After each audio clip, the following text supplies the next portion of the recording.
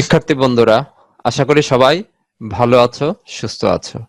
আমি Azizul Islam Mamun, Azizul Mamun BS Bangla school YouTube চ্যানেলে সবাইকে স্বাগত জানাচ্ছি। টিউটোরিয়ালে যাওয়ার আগে সবাইকে অনুরোধ করব, তোমরা আজিজুল মামুন বিএস ইউটিউব চ্যানেলটি সাবস্ক্রাইব করে নাও। আজ আমরা আলোচনা করব একাদশ, দ্বাদশ ও আলিম শ্রেণীর সাহিত্য পাঠের বিলাসী গল্প নিয়ে। গল্পটি লিখেছেন শরৎচন্দ্র চট্টোপাধ্যায়। বিলাসী গল্প নিয়ে ইতিমধ্যে আমরা একটি টিউটোরিয়াল শেষ করেছি। আজ এই গল্পের দ্বিতীয় এবং শেষ টিউটোরিয়াল নিয়ে আমরা আলোচনা করব। প্রথম টিউটোরিয়ালে আমরা শেষ করেছিলাম বিলাসীর বিয়ে হয়েছে মৃত্যুঞ্জয়ের সাথে। তারপর মৃত্যুঞ্জয়ের খোড়া দলবল নিয়ে এসে বিলাসীকে গ্রাম থেকে বের করে দেয়। এর পরের অংশ থেকে এই টিউটোরিয়াল আমরা শুরু করব। স্বর্গীয় মুখোপাধ্যায় মহাশয়ের বিধবা পুত্রবধূ মনের বৈরাগ্যে বছর 2 কাশীবাস করিয়া যখন ফিরিয়া আসিলেন, তখন নিন্দুকেরা কানাকানি করিতে লাগিল যে অর্ধেক সম্পত্তি এই বিধবার এবং পাছে তাহা বেহাত হয়। এই ভয়েই ছোটবাবু অনেক চেষ্টা, অনেক পরিশ্রমের পরে বৌঠানকে যেখান হইতে ফিরাইয়া আনিয়াছেন, সেটা কাশীই বটে। মৃত্যুঞ্জয় যে গ্রামের বাসিন্দা, নেড়া যে গ্রামের বাসিন্দা, এই গ্রামের মুখোপাধ্যায় মহাশয় মানে কি ব্রাহ্মণ, সম্ভ্রান্ত পরিবার, ব্রাহ্মণ সমাজের। ওনার মুখোপাধ্যায় মহাশয়ের ছেলে মারা গেছে। এই মারা যাওয়ার পরে তার দেবর বৌঠানকে, ভাবিকে অনেক চেষ্টা তদবিরের পর আবার ফেরত নিয়ে আসছেন। এটা প্রচার হয়েছিল যে তার ভাবি কাশীতে গিয়েছেন, তীর্থে গিয়েছেন, সেখান থেকে ফিরিয়ে আনিয়াছেন। কিন্তু গ্রামের লোকজন আসলে এটা নিয়ে অনেক কানাঘুষা করছে। এই যে এত সম্পত্তি আছে, এই মহিলা অর্ধেক সম্পত্তির মালিক, এই মহিলা যদি না থাকে তাহলে এই সম্পত্তি বেহাত হয়ে যেতে পারে, সেই ভয়ে এই কাজ করেছেন। আর যাই হোক, ছোটবাবু তাহার স্বাভাবিক ঔদার্যে গ্রামের 12 আরি পূজা বাবদ 200 টাকা দান করিয়া, এবং তিনি কি করলেন, এই যে সমালোচনা হচ্ছে এটা থেকে রক্ষা পাওয়ার জন্য গ্রামের পূজায় দিয়ে দিলেন 200 টাকা, এবং 5 কানা গ্রামের ব্রাহ্মণদের সদক্ষিণা উত্তর ফলাহারের পর, মানে কি দক্ষিণা সহ, দক্ষিণা মানে হলো উপহার দেওয়ার পর, এবং ভালো ফল খাওয়ার আয়োজন করেছিল। এরপর প্রত্যেক সৎ ব্রাহ্মণের হাতে যখন একটা করিয়া কাঁসার গ্যালাস দিয়া বিদায় করিলেন, তখন ধন্য ধন্য পড়িয়া গেল, এবং তিনি কি করলেন, সবাইকে একটা করিয়া কাঁসার গ্লাস দিলেন। গ্লাস দেওয়ার পর তারা অনেক ধন্য করতেছে, যাহ উনি খুব ভালো মানুষ, এইরকম হোক, এবং দেশ জাতির মঙ্গল করতেছে। প্রত্যেক গ্রামের এই সম্ভ্রান্ত পরিবারগুলা যদি এরকম করে প্রতিবারে আয়োজন করে, তা মাসে মাসে একটা করে আয়োজন করতে পারে, মানে কি পাইলেই ভুগেই যেন তৃপ্তি। এই যে সমালোচনা নিন্দা ছিল, সব নিন্দা যেন এই টাকার স্রোতে, উপহারের স্রোতে ভেসে গেল। সমস্যা কোথায়? মৃত্যুঞ্জয় বিলাসীকে বিয়ে করলে তাদের সমাজ ব্যবস্থায় সমস্যা ধরা পড়ে। বৎসরখানে গত হইয়াছে, মশার কামড় আর সহ্য করিতে না পারিয়া সবেমাত্র সন্ন্যাসগিরিতে ইস্তফা দিয়া ঘরে ফিরিয়াছি। সন্ন্যাসগিরি আর ভালো লাগতেছিল না, কার? নেড়ার। সে কারণে সে ঘরে ফিরে এসেছে। একদিন দুপুরবেলা ক্রোশ 2 দূরের মালোপাড়ার ভিতর দিয়া চলিয়াছে, এবং একদিন দুপুরবেলা প্রায় 2 ক্রোশ মানে কি 4 মাইল দূরের মালোপাড়ার ভিতর দিয়ে যাচ্ছে। হঠাৎ দেখি একটা কুটিরের দ্বারে বসিয়া মৃত্যুঞ্জয়। হঠাৎ দেখতে পারলাম একটা ঘরের সামনে বসে, দরজার সামনে বসে আছে মৃত্যুঞ্জয়। তার মাথায় গেরুয়া রঙের পাগড়ি, বড় বড় দাড়ি চুল, গলায় রুদ্রাক্ষ এবং পুতির মালা, মানে কি একজন সাপুরের যে পোশাক, গেরুয়া রঙের পাগড়ি দেওয়া, বড় বড় দাড়ি চুল, মুখে আছে গলায় রুদ্রাক্ষ, মানে কি পুঁথির যে মালা আছে। কে বলিবে আমাদের সেই মৃত্যুঞ্জয়? কেউ দেখে বলতে পারবে না এটা সেই মৃত্যুঞ্জয়। কায়স্থের ছেলে, একটা বছরের মধ্যে জাত দিয়া একেবারে পুরা দস্তুর সাপুরে হয়ে গিয়েছে। সে কোন পরিবারের? হিন্দু সম্প্রদায়ের 2য় স্তর কায়স্থ পরিবারের সন্তান, কিন্তু সে সবকিছু ছেড়ে দিয়ে যেন পুরা দস্তুর পুরোপুরি একজন সাপুরে হয়ে গেছে। মানুষ কত শীঘ্র যে তাহার 14 পুরুষের জাতটা বিসর্জন দিয়া আর একটা জাত হইয়া উঠিতে পারে, সে এক আশ্চর্য ব্যাপার। এটা দেখে নেড়ার মনে হচ্ছে মানুষ কত দ্রুত নিজেকে পাল্টে দিতে পারে, নিজের জাত পাত কত তাড়াতাড়ি সে ছেড়ে দিতে পারে। কিসের বিনিময়ে মৃত্যুঞ্জয় আসলে এটা ছেড়ে দিল, এটা তার মনে দ্বিধাই থেকে গেল। দেখিয়া কে বলিবে এ সেই মৃত্যুঞ্জয়? তাকে দেখে আসলে কে বলবে এটা সেই মৃত্যুঞ্জয়? কিন্তু আমাকে সে খাতির করিয়া বসাইল, নেরাকে মৃত্যুঞ্জয় খাতির করেই বসাইলো। বিলাসী পুকুরে জল আনিতে গিয়াছিল, আমাকে দেখিয়া সেও ভারী খুশি হইয়া বারবার বলিতে লাগিল, তুমি না আগলালে সে রাত্রিরে আমারে তারা মেরেই ফেলতো। বিলাসীও নেরাকে দেখে খুশি হলো এবং সে বলতে বারবার বলতে লাগলো, তুমি যদি ওই দিন রাতে যদি তুমি ওইখানে না থাকতা, এইভাবে আমাকে আগলে না রাখতা, তাহলে কিন্তু তারা আমাকে মেরেই ফেলতো। আমার জন্য কত মারই না তুমি জানি খেয়েছিলে, আমি বলতে পারবো না আমার জন্য না জানি তুমি কত মার খেয়েছিলে সেদিন। পরদিনেই তাহারা এখানে উঠিয়া আসিয়া ক্রমশ ঘর বাঁধিয়া বাস করিতেছে এবং সুখে আছে। তারা কি করেছে, মৃত্যুঞ্জয় এবং বিলাসী ওই ঘটনা যেদিন ঘটেছিল যে রাতে, তার পরের দিনেই ওই গ্রাম ছেড়ে বাগান বাড়ি ছেড়ে এখানে চলে এসেছে এবং তারা সুখে আছে। সুখে যে আছে একথা আমাকে বলার প্রয়োজন ছিল না, শুধু তাহাদের মুখের পানে চাহিয়াই আমি তাহা বুঝিয়াছিলাম। এবং তারা যে সুখে আছে এটা নেরাকে বলার প্রয়োজন ছিল না, তাদের মুখ দেখেই নেরা বুঝতে পেরেছিল মনের দিক থেকে তারা খুব শান্তিতে আছে। ছেলেবেলা হইতে দুটা জিনিসের উপর আমার প্রবল শখ ছিল। নেরার ছোটবেলা থেকে দুইটা জিনিসের খুব শখ ছিল, এক ঘোকরা সাপ ধরিয়া পোষা, আর ছিল মন্ত্র সিদ্ধ হওয়া। তার উদ্দেশ্য ছিল ঘোকরা সাপ পোষা, বিষাক্ত সাপ, আর ছিল মন্ত্র তন্ত্র মন্ত্র শিখে সিদ্ধি লাভ করা। সিদ্ধ হওয়ার উপায় তখনও খুঁজিয়া বাহির করিতে পারি নাই। এতদিন পর্যন্ত সে কিভাবে সিদ্ধি লাভ করবে, পরিপূর্ণতা লাভ করবে, তার উপায় খুঁজে পায় নাই। কিন্তু মৃত্যুঞ্জয়কে উস্তাদ লাভ করিবার আশায় আনন্দে উৎফুল্ল হইয়া উঠিলাম। এবং যখন মৃত্যুঞ্জয় সাপুরে হয়ে গেছে এবং সে সাপ ধরতে পারে, সে তন্ত্র মন্ত্র জানে, এইটা জানার পর নেরা মনে মনে উৎফুল্ল হইল এবং সে চেষ্টা করতে শুরু করলো মৃত্যুঞ্জয় যেন তাকে দলভুক্ত করে তার উস্তাদ হয়। ভয়ের কারণ আছে বলিয়া প্রথমে তাহারা উভয়ে আপত্তি করিল। তাহারা উভয়ে মানে কি, তারা দুইজনকে একে মৃত্যুঞ্জয় এবং বিলাসী দুইজনে আপত্তি করছিল যে নেরা সাপ ধরতে আসার দরকার নাই। কিন্তু আমি এমনই নাছরবান্দা হইয়া উঠিলাম যে মাসখানেকের মধ্যে আমাকে সাগরেদ করিতে মৃত্যুঞ্জয় পথ পাইল না।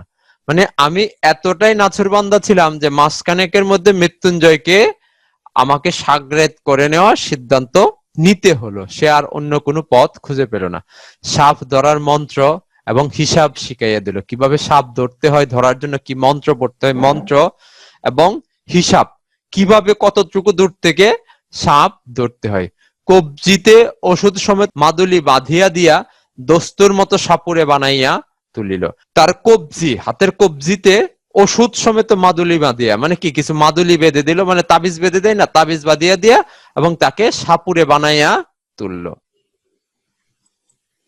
অবশেষে একদিন এই মন্ত্রের সত্য মিথ্যার চরম মীমাংসা হইয়া গেল বটে।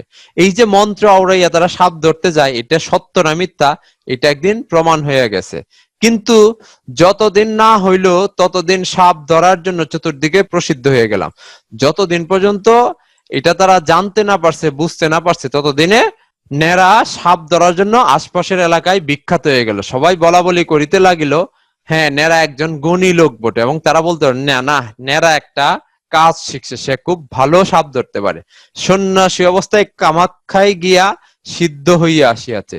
সে সন্ন্যাসী হওয়ার জন্য কামাখ্যায় গিয়েছিল, যে সেইখান থেকে সেই কাজটা ভালোভাবে শিখে এসেছে।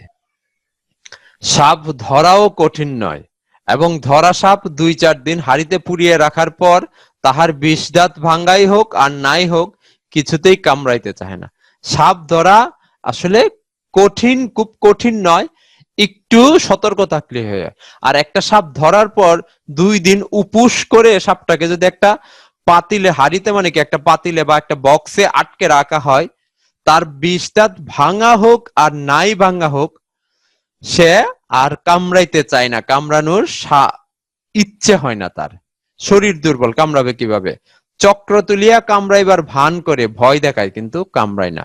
ওই দুর্বল সাপ বিভিন্নভাবে ভয় দেখায় কিন্তু সে কামড়ায় না।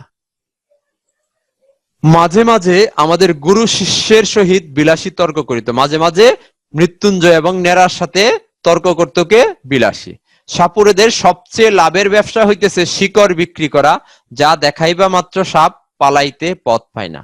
কিছু দেখবা সাপুরেরা নিয়ে আছে কিছু তাবিজ নিয়ে আসে, ওই তাবিজ দেখে বলে দেখেন সাদা লজ্জাবতী গাছের শিকড় নিয়ে আসছি, এইটা যখন দেখাইবেন সাপ কি সাপের 14 পুরুষও পালানোর সুযোগ পাইবে না। শিকড় বিক্রি করা, যা দেখাইবা মাত্র সাপ পালাইতে পথ পায় না, এই শিকড় দেখাইলে নাকি সাপ আর এইখানে থাকবে কি সে পালানোর পথ খুঁজে পাবে না। কিন্তু তার পূর্বে সামান্য একটু কাজ করিতে হয়। এই যে সাপ যে এই তাবিজ দেখে পালাইবে, এই পালানোর পথ করার জন্য একটা কাজ করতে হয়। যে সাপটা শিকড় দেখিয়া পালাইবে তাহার মুখে একটা শিক পুরাইয়া বার কয়েক ছেঁকা দিতে হয়। যে সাপটা একটা শিকড় দেখলে পালায়া যাবে ওই সাপটাকে আসলে তৈরি করে নিতে হয়। কিভাবে তৈরি করে নেয়? ওই সাপের মুখের মধ্যে লোহার শিক, লোহার রড পুরাইয়া বেশ কয়েকবার ছেঁকা দেয়। তারপর তাহাকে শিকড় দেখান হোক আর একটা কাঠি দেখান হোক, সে যে কোথায় পালাইবে ভাবিয়া পায় না। ওই সাপটার মাথায় যখন লোহা পুরাইয়া ছেঁকা দেওয়া হচ্ছে তখন কিন্তু সে তার সামনে যাই আসবে সেটাকেই সে কি মনে করবে? এই পুরানো লোহা। তখন তুমি আঙ্গুল দেখাও, শিকড় দেখাও আর কাঠি দেখাও, সে মনে করবে কি ওই লোহা পুরানো এখানে নিয়ে আসছে এবং ওই সাপটা ভয়ে পালাইতেই থাকবে। এই কাজটার বিরুদ্ধে বিলাসী ভয়ানক আপত্তি করিয়া মৃত্যুঞ্জয়কে বলিত, দেখো এমন করিয়া মানুষ ঠকাইও না। বিলাসী বারবার বলতো যে এটা মানুষ ঠকানো, আমাদের তো অভাব নেই, আমাদের যে বাগান বাড়ি আছে ওইটার টাকা দিয়ে তো আমরা ভালোভাবে চলে যাই, তাহলে মানুষকে আমাদের ঠকাইতে হবে কেন? কিন্তু এই যে কিছু নগদ টাকা আসে এইটার মায়ায় আসলে মৃত্যুঞ্জয় ওই ব্যবসাটা ছাড়তে পারে না। আমার এক অভিজ্ঞতার কথা বলি। আমাদের এলাকায় বিখ্যাত সাপুরে ছিলেন কিতাব আলী, কিতাব আলী কবিরাজ, এবং উনি সারা দেশেই বিখ্যাত ছিলেন, সাপুরেদের নেতাও ছিলেন। উনার ছেলে তাবিজ বিক্রি করতে এলাকায়। ওরা বলছে যে সাদা লজ্জাবতী গাছ, সাদা লজ্জাবতী গাছের শিকড় দেখলে সাপ আর পালায়, সাপ পালায়, সাপ আর আসে না। এটা সাপ যেখানে কামড় দেয় ওখানে ধরে দিলেই বিষ বেরিয়ে আসবে। তো আমি খুঁজতে খুঁজতে একদিন আমাদের বাড়ির পাশে বিশাল এক পুকুর আছে, হিন্দু জমিদারদের আমলের পুকুর, তো ওই পুকুরের পার গিয়ে আমি 2 ধরনের লজ্জাবতী গাছই পাইলাম। সাদা লজ্জাবতীর গাছও পাইলাম, লাল লজ্জাবতীর গাছও পাইলাম। তো আমার দরকার কি? সাদা লজ্জাবতী গাছের শিকড়। ওই শিকড় আনতে আমি গাছ থেকে যখন তুললাম, গাছ টেনে উঠাইলাম, আর এই গাছের গোড়া থেকে গর্ত থেকে এক সাপ বেরিয়ে আসলো। তখন আমি মনে মনে ভাবলাম, এই গাছের যদি এতই বাহাদুরি থাকে তাহলে এই গাছের গোড়ায় সাপ থাকবে কেন? এই গাছের গন্ধ পাইলে তো সাপ আগেই পালানোর কথা। সেই থেকে তাবিজের প্রতি আমার আর কোনো আস্থা নেই। সেদিন ক্রোশ 1.5 দূরে এক গোয়ালার বাড়ি সাপ ধরিতে গিয়েছি। কত? প্রায় 3 মাইল দূরে এক গোয়ালা যে গরু পালে এবং দুধ বিক্রি করে, দুধ জাতীয় খাবার তৈরি করে, গোয়ালা তার বাড়িতে সাপ ধরতে গিয়েছে। বিলাসী বরাবরই সঙ্গে যাইতো, আজও সঙ্গে ছিল। সে সবসময় সঙ্গে যাইতো, এই দিনও সে সঙ্গেই ছিল। মেঠে ঘরের মেঝে কানিকটা খুঁড়িতে একটা গর্তের চিহ্ন পাওয়া গেল। মাটির ঘরের ভিটে খোঁড়ার পর একটা গর্ত পাওয়া গেছে। আমরা কেহই লক্ষ্য করি নাই, কিন্তু বিলাসী সাপুরের মেয়ে, বিলাসী ছিল সাপুরের মেয়ে। সে হেট হইয়া কয়েক টুকরা কাগজ তুলিয়া লইয়া আমাকে বলিল, ঠাকুর একটু সাবধানে খুঁড়ো। সে আমাকে বললো একটু সাবধানে খুঁড়ো। সাপ একটা নয়, এক জোড়া তো আছে বটে, হয়তোবা বেশি থাকতে পারে। সাপ একটা নয়, এক জোড়া আছে, কিংবা তার চাইতে বেশিও থাকতে পারে। মৃত্যুঞ্জয় বলিল, এরা যে বলে একটাই এসে ঢুকেছে, একটাই দেখতে পাওয়া গিয়েছে। মৃত্যুঞ্জয় বলতেছে এরা তো বলতেছে একটা ঢুকছে এবং একটাই পাওয়া গেছে, বেশি নাই। কিন্তু বিলাসী তাদের সাথে তর্ক না করে সে বলল যে আমার মনে হচ্ছে এখানে 2টা আছে, এবং 2টা অবশ্যই আছে, 2টার বেশিও থাকতে পারে। বাস্তবিক বিলাসীর কথাই ফলিল, বিলাসীর কথাই সত্য হলো, এবং মর্মান্তিক ভাবে সেদিন ফলিল, এবং চরম সত্যভাবে এটা ফলল। মিনিট 10 মধ্যে একটা প্রকাণ্ড খরিস গুক্রু ধরিয়া ফেলিয়া মৃত্যুঞ্জয় আমার হাতে দিল। 10 মিনিটের মধ্যেই মৃত্যুঞ্জয় একটা বড় ধরনের গুক্রু, বিষাক্ত গুকরা সাপ ধরিয়া মৃত্যুঞ্জয় নেড়ার হাতে দিল। কিন্তু সেটাকে ঝাঁপির মধ্যে পুড়িয়া ফিরিতে না ফিরিতে মৃত্যুঞ্জয় উ করিয়া নিঃশ্বাস ফেলিয়া বাহিরে আসিয়া দাঁড়াইল, এবং ওইটা বক্সের ভিতরে রাখতে না রাখতে মৃত্যুঞ্জয় উহ করে উঠলো এবং জোরে একটা নিঃশ্বাস ফেলে বাইরে এসে দাঁড়াইলো। তাহার হাতের উল্টা পিঠ দিয়া ঝরঝর করিয়া রক্ত পড়িতেছিল, এবং তার হাতের উল্টা পিঠে সাপ ছোবল দিয়াছে। সেখান থেকে ফোঁটা ফোঁটা রক্ত পড়তে শুরু করেছে। প্রথমটা যেন সবাই হতবুদ্ধি হয়ে গেলাম, এটা দেখার পর সবাই এখান থেকে কি হয়ে গেছে, হতবুদ্ধি হয়ে গেছে। কারণ সাপ ধরিতে গেলে সে সাপ পালাইবার জন্য বেকুল না হইয়া বরঞ্চ গর্ত হইতে এক হাত মুখ বাহির করিয়া দংশন করে, এমন অভাবনীয় ব্যাপার কি জীবনে এই একটি মাত্র দেখিয়াছি। সাপুরেরা কি বলে যে এই তাবিজ দেখাইলে সাপ কি, সাপের 14 পুরুষ পালানোর পথ খুঁজে পাবে না। অথচ সেই সাপেই সাপ ধরতে গেলে গর্তের ভিতর থেকে মুখ বের করে দিয়ে ছুবল মারে, এটা যেন তারা জীবনে প্রথমবার দেখছে। মৃত্যুঞ্জয়কে সাপ ছুবল দেওয়ার পর যত কবজ মাদুলি আছে সব এই কামরানুস্তনে দিল। তারপরে নেরা যত মন্ত্র পারে মন্ত্র পড়া শুরু করলো। মন্ত্র পড়ার তার বিরাম নেই, কিন্তু ঠিক সুবিধা হইতেছে বলিয়া মনে হইল না, তার কাছে খুব ভালো মনে হচ্ছে না, মৃত্যুঞ্জয়ের অবস্থা খারাপই হচ্ছে। তথাপি আবৃত্তি সমভাবেই চলিতে লাগিল। তার এই যে মন্ত্র পড়া চলতেই লাগলো। কিন্তু মিনিট 15-20 পরেই যখন মৃত্যুঞ্জয় একবার বমি করিয়া দিল, তখন বিলাসী মাটির উপরে একেবারে আছাড় খাইয়া পড়িল। যখন মিনিট 15-20 মিনিট পরেই মৃত্যুঞ্জয় বমি করে দিল, তখন বিলাসীর আর বুঝতে বাকি নাই যে তাকে বাঁচানো সম্ভব নয়। সে মাটির উপরে আছাড় খাইয়া পড়িল। আমিও বুঝিলাম আমার 20 শরীর দোহাই বুঝি আর খাটে না। মানে কি, যে 20 শরীর দোহাই দিচ্ছে, এই যে মন্ত্র পড়তেছে, এইগুলা এই মন্ত্র তন্ত্র মন্ত্র আর কাজ হচ্ছে না। আশপাশে যত সাপুরে ছিল, উজা ছিল, সবাই ছুটে আসলো। বিলাসীর বাবা, মৃত্যুঞ্জয়ের শ্বশুর, তারা ছুটে আসলো এসে, এবং বড় বড় যারা সাপুরে আছে তাদেরকে খবর দেওয়া হলো, কিন্তু কোনো তন্ত্র মন্ত্রই আর কাজ হচ্ছে না। মৃত্যুঞ্জয়ের অবস্থা আস্তে আস্তে খারাপই হচ্ছে। তারা এসে বিশ্রী ভাষায় গালিগালাজ করেও মন্ত্র পড়া শুরু করলো, কিন্তু তাতে আর কাজ হচ্ছে না। কেবল এইটুকু বলিয়া শেষ করিব যে সে 7 দিনের বেশি বাঁচিয়া থাকাটা সহিতে পারিল না। বিলাসীও মৃত্যুঞ্জয়ী ঘটনায় মারা গেল, তারপরে বিলাসীও আর 7 দিনের বেশি সহ্য করতে পারল না। আমাকে শুধু একদিন বলিয়াছিল, ঠাকুর আমার মাথার দিব্যি রইল, এসব তুমি আর কখনো করো না। তোমাকে আমার মাথার দিব্যি দিচ্ছি, তুমি এই কাজগুলো আর কখনো করবে না, সাপ ধরতে আর কখনো যাবে না।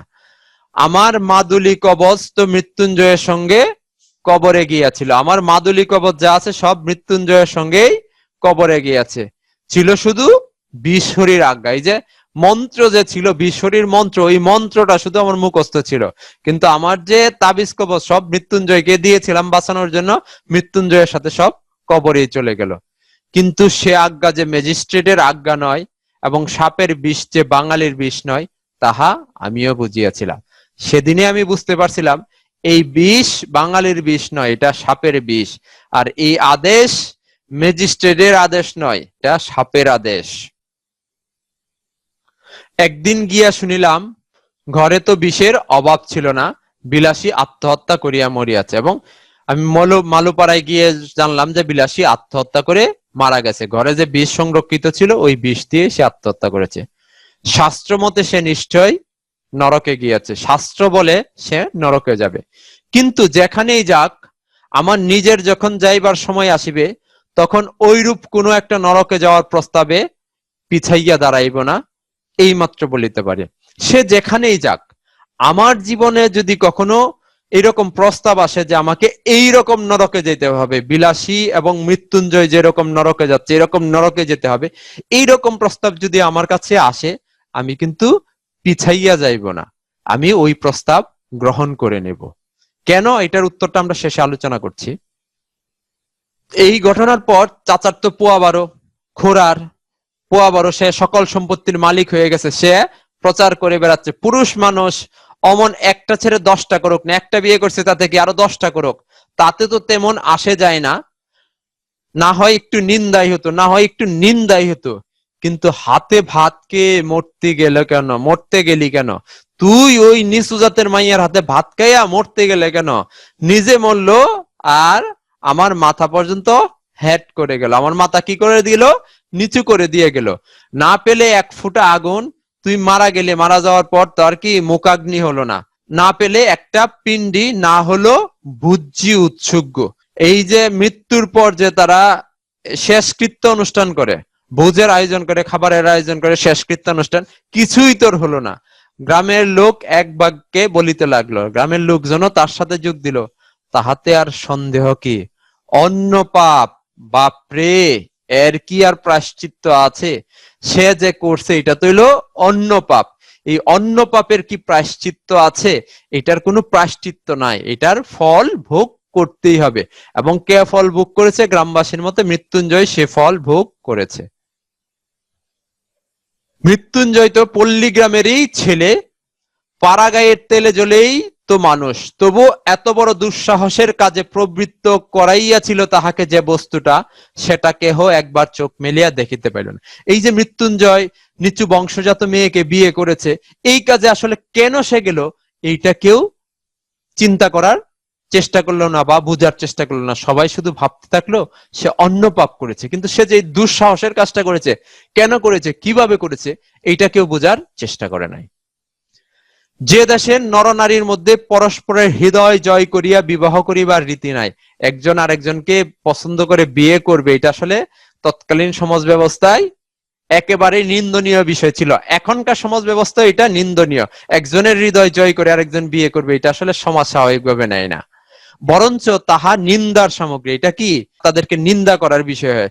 যে দেশের নরনারী আশা করিবার সৌভাগ্য, আকাঙ্ক্ষা করিবার ভয়ঙ্কর আনন্দ হইতে চিরদিনের জন্য বঞ্চিত, যারা আসলে এই সুযোগ থেকে বঞ্চিত, একজন আরেকজনকে জয় করে বিয়ে করবে, এই সুযোগ যাদের নাই, তাই বিবাহ ব্যাপারটা যাহাদের শুধু নিছক কন্ট্রাক্ট, এটা একটা কি চুক্তি, তা সে যতই কেন না বৈদিক মন্ত্র দিয়া ডকুমেন্ট পাকা করা হোক, এটা দিয়ে যতই চুক্তি করা হোক, সে দেশের লোকের সাধ্যই নাই মৃত্যুঞ্জয়ের অন্য পাপের কারণ বোঝে। এই দেশের মানুষ বুঝতে পারবে না কেন মৃত্যুঞ্জয় অন্য পাপ করেছিল, বা মৃত্যুঞ্জয়রা কেন অন্য পাপের দিকে ধাবিত হয়।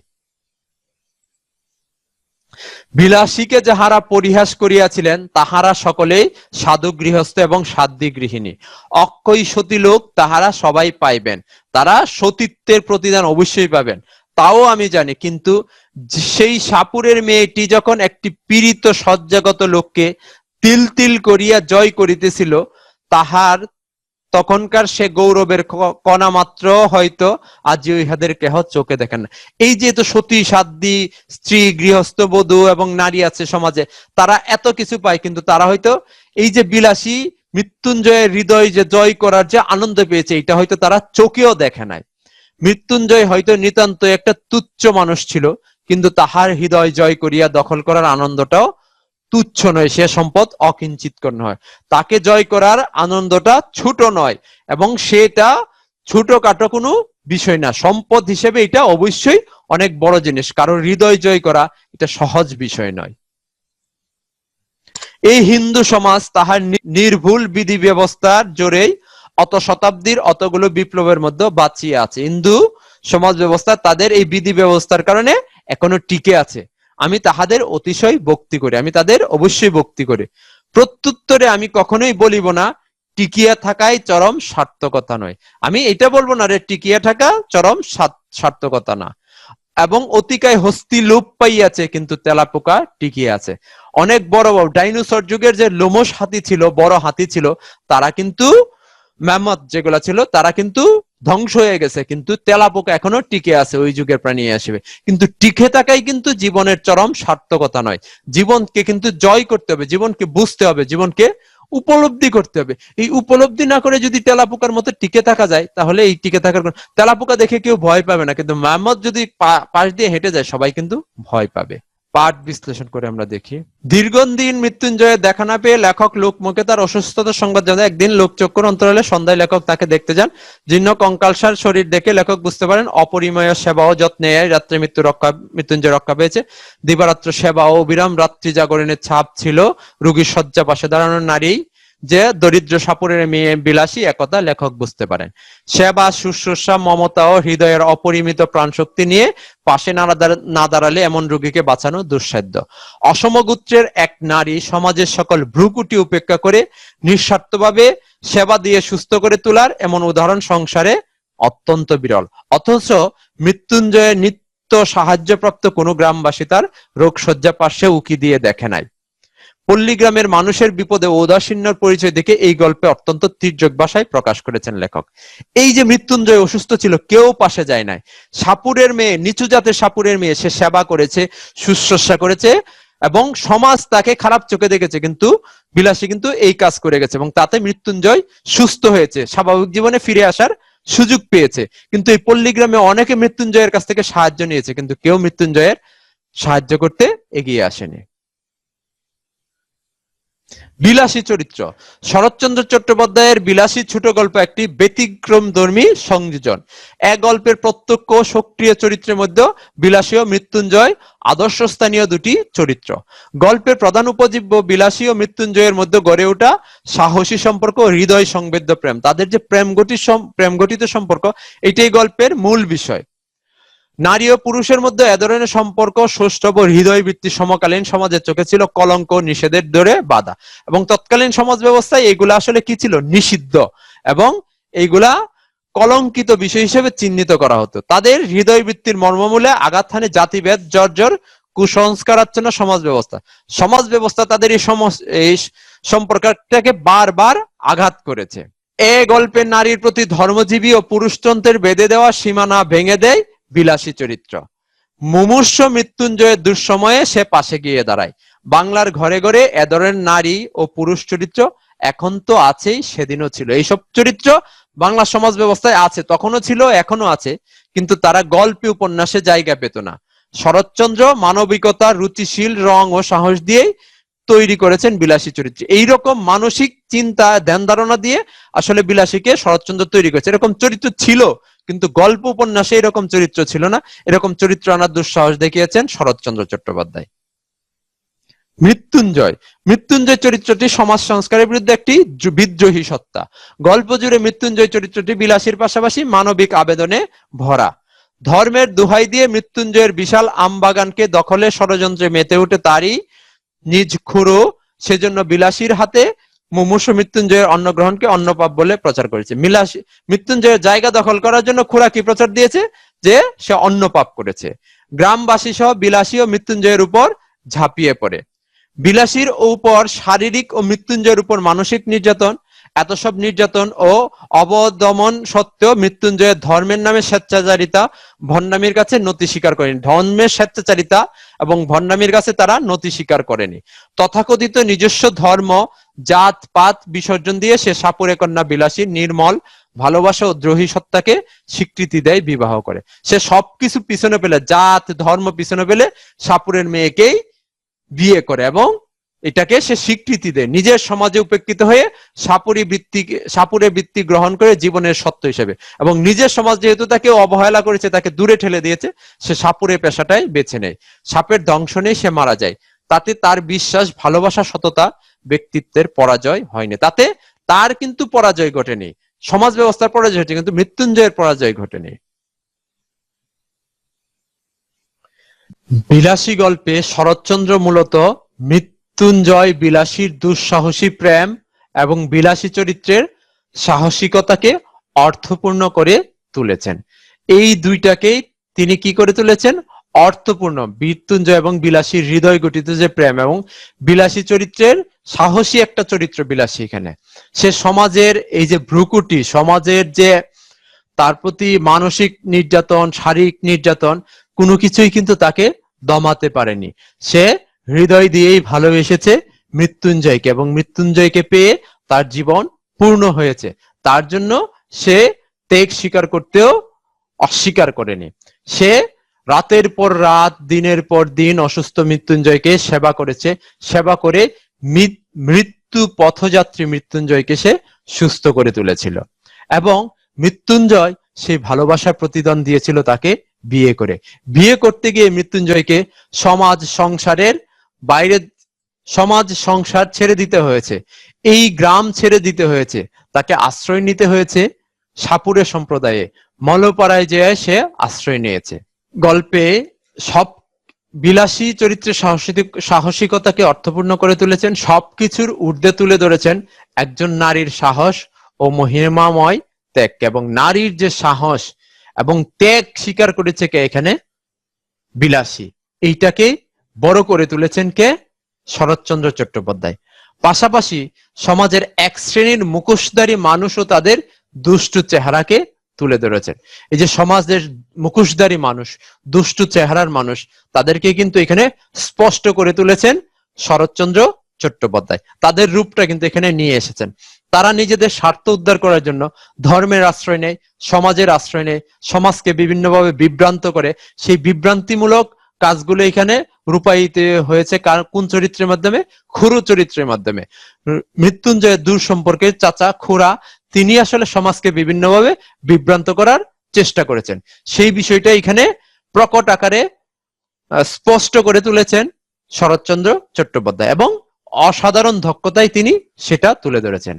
শ্রীকুমার বন্দ্যোপাধ্যায় নামের একজন সাহিত্য গবেষক শরৎচন্দ্র চট্টোপাধ্যায় সম্পর্কে বলেছেন, তিনি কোথাও কোনো ঘটনা, বৈচিত্র্য বা কাব্য সৌন্দর্যের জন্য কোনো দৃশ্যের অবতারণা করেন না, প্রত্যেক দৃশ্যই চরিত্রের উপর আলোকপাত করেন। তিনি যে দৃশ্য বর্ণনা করেন শরৎচন্দ্র চট্টোপাধ্যায়, সেই দৃশ্যগুলো আসলে কিসের উপরে বিস্তৃত হয়? চরিত্রের উপরে বিস্তৃত হয়। চরিত্রই সেই দৃশ্যগুলোকে ফুটিয়ে তোলে। শরৎচন্দ্র নিজের লেখা সম্পর্কে বলেন, প্লট সম্বন্ধে আমাকে কোনোদিন চিন্তা করিতে হয় নাই। গল্পের প্লট, গল্পের কাহিনীটা কিরকম হবে এটা নিয়ে আমাকে কখনোই ভাবতে হয়নি, বা আমি ওই রকম ভাবে কখনো ভাবিনি।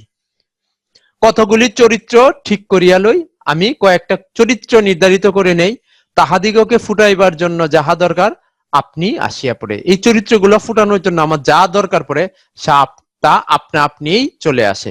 মৃত্যুঞ্জয় কিংবা বিলাসী চরিত্র বাস্তব সমাজ থেকে সেভাবেই ধরে এনে তিনি গল্পের ফ্রেমে সাজিয়ে দিয়েছেন।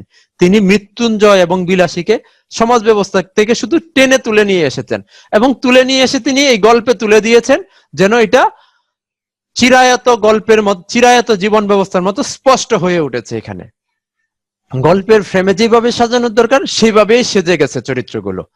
জীবন ধর্মীয় অসাধারণ তার সব চরিত্র চিত্রণ। শরৎচন্দ্র চট্টোপাধ্যায় যে চরিত্রগুলো চিত্রিত করেন বা তুলে ধরেন সেগুলো আসলে জীবনের মূল থেকে যেন টেনে নিয়ে আসেন এবং সেগুলো আসলে অসাধারণ চরিত্র হয়ে ওঠে। এই যে খুড়া কি করেছে, যে সমাজে এইরকম খুড়া চরিত্রের মতো অসংখ্য মানুষ রয়েছে, তারা এইভাবেই সমাজটা থেকে নিজেদের স্বার্থ উদ্ধার করার চেষ্টা করে নেয়। বিলাসী গল্পের উদ্ধৃতি এবং পাঠ নিয়ে আমাদের আলোচনা এই পর্যায়ে এসে কিছু বিষয় তোমাদের সামনে আমি স্পষ্ট করতে চাই।